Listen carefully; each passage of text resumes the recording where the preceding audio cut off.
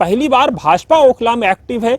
अगर ये सीट भाजपा गठबंधन को जाती है, खासतौर से जेडीयू को या जो है लोजपा को, और वहां से भाजपा के प्रत्याशी जो ताल ठोक रहे हैं शहजाद अली, अगर उनको टिकट मिलता है तो कहीं ना कहीं वो नतीजे चौंकाने वाले दे सकते हैं। भाजपा कामयाब होगी, आम आदमी पार्टी कामयाब होगी, या कांग्रेस पार्टी अपनी इज्जत बचा पाएगी?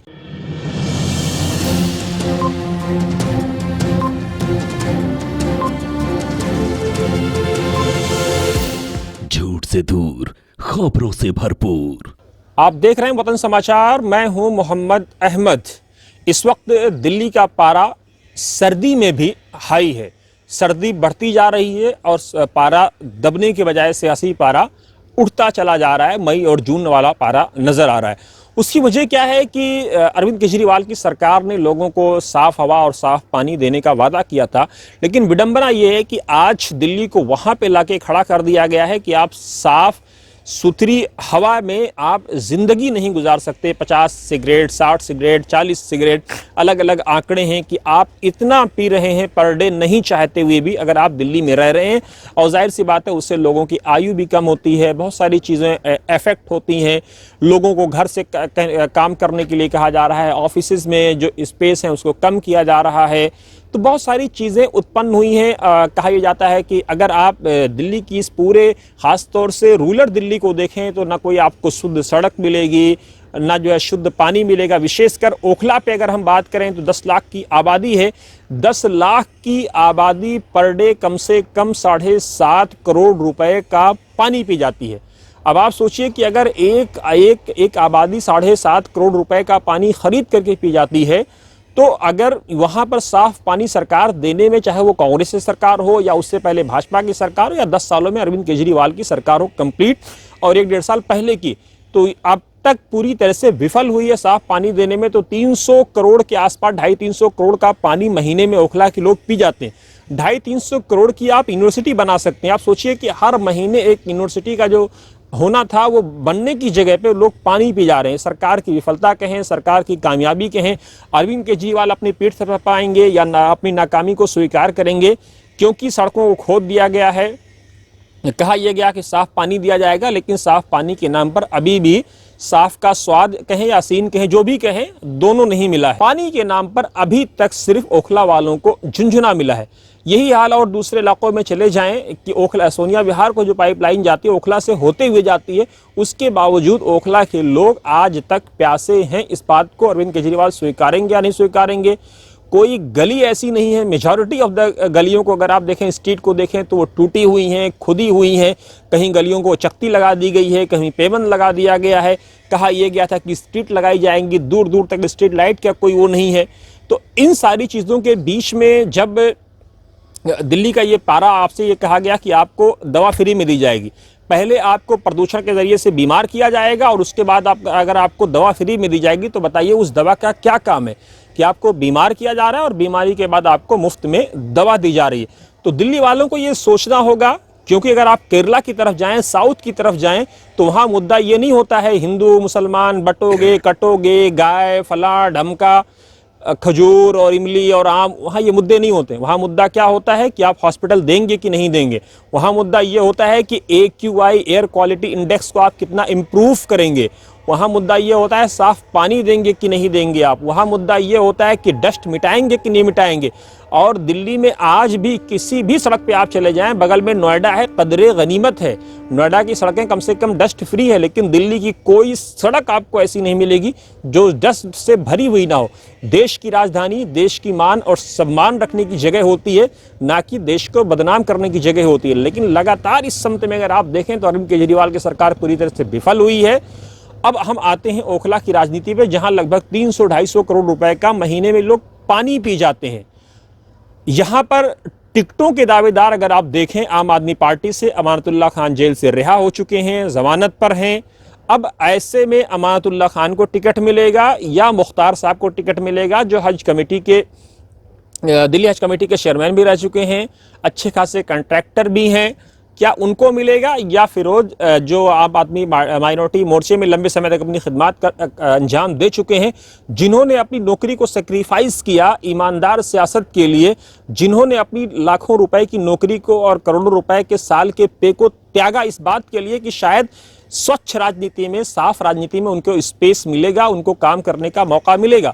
लेकिन अभी तक विधायक तो क्या, उनको पार्षद तक का टिकट नहीं दिया गया। तो आम आदमी पार्टी को इस दिशा में सोचना होगा कि क्या पार्टी शरीफ लोगों को, संजीदा लोगों को, या उन लोगों को जो पढ़े लिखे लोग हैं, जो ज़मीन की रियलिटी को समझते हैं, जो इस बात को समझते हैं कि अगर आप सड़कें सीमेंटेड बनाते हैं तो कितना सीमेंट उसमें डालना है और कितना नहीं डालना है, क्योंकि कहीं ना कहीं वो धूल बन करके जब उड़ती है और लोगों के फेफड़े में आती है तो लोग बीमार होते हैं।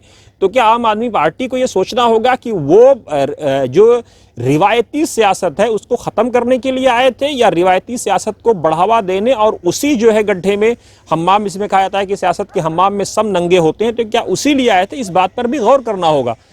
अब हम लौटते हैं इधर जो है कांग्रेस की तरफ। तो कांग्रेस में अगर आप देखें तो आसिफ मोहम्मद खां ताल ठोक रहे हैं, लगातार जो है अमानतुल्लाह के खिलाफ विवादित बयान दे रहे हैं। अब चौधरी मतीन के खिलाफ उन्होंने मोर्चा खोल रखा है। तो क्या अपने इस बड़बोलेपन की वजह से वो टिकट पा जाएंगे या नहीं पा जाएंगे, ये भी देखना बड़ा दिलचस्प होगा। उनकी बेटी जो है अरीबा पार्षद हैं। अब सवाल यह है कि कांग्रेस में चूंकि कहा यह गया था कि वन मैन वन टिकट, लेकिन इस बात को भी अब तकरीबन खत्म हो गया है, वन मैन वन पोस्ट या वन मैन एक वन टिकट। क्योंकि जो टॉप लीडरशिप है, जो कांग्रेस पार्टी के अध्यक्ष हैं खड़गे साहब, वो स्वयं जो है जब कांग्रेस पार्टी के अध्यक्ष भी हैं, राज्यसभा से मेंबर भी हैं, अपोजिशन लीडर भी हैं राज्यसभा में।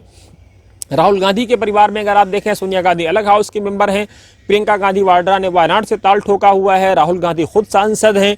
तो कहीं ना कहीं जब ऊपर के लेवल पर आप इस डिग्निटी को मेंटेन नहीं कर पाते हैं, वन मैन वन पोस्ट या वन फैमिली वन टिकट, तो नीचे के लेवल पे शायद इस बात को मेंटेन करना मुश्किल होगा। तो ये बात अरीबा के पक्ष में जाती है। लेकिन एक तरफ आप देखें कि इधर चौधरी मतीन की सीट खाली हो गई है, उनके बेटे खुद जो है वो आम आदमी पार्टी में चले गए हैं। हालांकि चौधरी मतीन ने खुद कहा था कि वो कांग्रेस में रहेंगे, लेकिन 2-3 दिन बाद, 4 दिन बाद ये खबर आई कि वो खुद भी आम आदमी पार्टी में चले गए। उधर से हादी इशराक ने जो है कांग्रेस पार्टी का दामन थाम लिया है। अब देखना बड़ा दिलचस्प होगा कि कांग्रेस की जो फायर ब्रांड लेडी है, जिन्होंने कांग्रेस के लिए काफ़ी तपस्या त्याग दिया, बलिदान दिया, काफ़ी तपस्या त्याग किया और मेहनत किया और धरातल पे काफ़ी मेहनत किया और पार्टी को इंटरनेशनल लेवल पे रिप्रेजेंट भी किया, इशरत जहां, वो कहीं ना कहीं अब क्या वो बाबरपुर से लड़ेंगी, क्या वो चौधरी मतीन की सीट से लड़ेंगी, ये देखना बड़ा दिलचस्प होगा। क्योंकि एक तरफ परवेज हाशमी ओखला की सीट से ताल ठोक रहे हैं, तो ये बात भी इशरत के फेवर में जाती, जहां एक तरफ अरीबा के फेवर में जाती है, क्योंकि इशरत ने जो मेजॉरिटी कम्युनिटी है उस इलाके को रिप्रेजेंट किया है। तो अगर उस इलाके से वो रिप्रेजेंट कर सकती हैं और वहां से चुनाव जीत सकती हैं, तो ये इशरत के अंदर एक गट फीलिंग है। क्योंकि अभी तक बाकी कम से कम मुस्लिम लीडर इस तरह की परफॉर्मेंस देने में विफल रहे हैं। इशरत ने कम से कम एक विपरीत धारा में जाकर के काम किया, लोगों के दिलों को जीता है। तो ये भी देखना बड़ा दिलचस्प होगा। एक तरफ अगर युवा सियासत की बात करें, गांधी परिवार के, खासतौर से प्रियंका गांधी वाड्रा के फैमिली के क्लोज रिलेशन की बात करें, तो सैयद फौजुल अजीम का नाम आता है ओखला से। तो ओखला में किसको टिकट मिलेगा नहीं मिलेगा, हर आदमी अपने अपने टिकट की बात कर रहा है, ऐसी बात है, अंत समय में ही फैसला होगा।